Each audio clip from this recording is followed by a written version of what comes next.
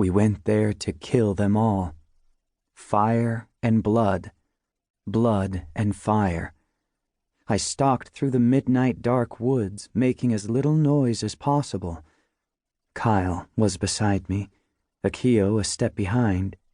We stole through the bare trunks like smoke, stepping lightly in our snowshoes, a pack of hungry wolves scenting prey. The target was still a football field away and 100 feet down slope, but experience had taught me to be wary. I'd been killed twice that week already, ambushed both times, had no interest in another death. Resetting in new places had been disorienting, unnerving. The rules had changed, and I didn't know all the new ones yet. But I'd learn.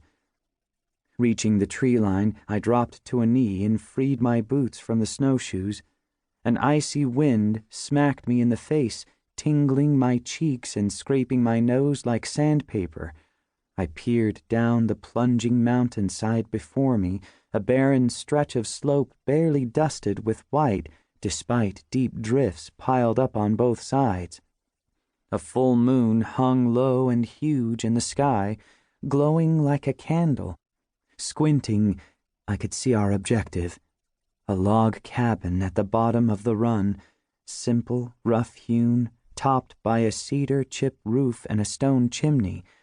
Soft yellow lamplight spilled from 2 blocky windows. Inhaling, I caught faint traces of burning pine. I shook my head, nearly snorted in disbelief. These classmates were cocky. They'd planted a double line of tiki torches that stabbed up the center of the slope.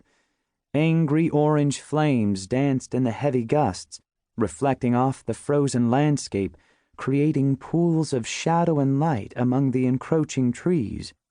The kids inside probably thought the torches made them safer. They didn't.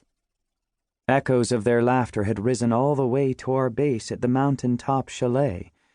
I was living in the same suite the black-suited man had once occupied, back in the real world, before it died.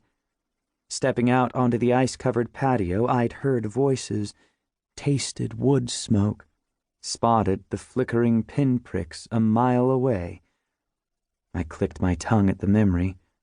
This cabin was firmly outside of downtown limits, an expansion into my territory. They were testing me. Mistake. I glanced right, across 20 yards of open ground to a thicket on the opposite side of the slope, searching for the second prong of my strike force. This empty stretch would have made an excellent mogul's trail. My father had earmarked it for development, a project that would never happen and a future that would never be. Did time mean anything now? Did it exist inside the program? It had been 3 weeks since the Guardian revealed the true nature of our existence, how the planet had been destroyed by a series of cataclysms, our physical bodies burned to crisps, that the 64 members of Fire Lake's sophomore class were all that remained of humanity, existing as digital lines of code inside a supercomputer buried deep underground. Some couldn't accept it, couldn't wrap their heads around the idea of being nothing more than ones and zeros. They walked around like zombies, or hid. A few even defied the program, questioning its purpose, refusing the Guardian's instructions as if things were somehow up for debate. Idiots. The program was purpose, the last hope of our species. It was the greatest gift anyone had ever received. To rebel against it was madness, heresy. The smartest minds on Earth had crafted a single way forward for a few lucky souls. Who were we to question its dictates?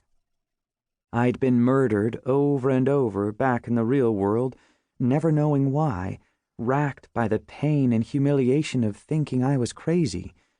But I'd had it all wrong.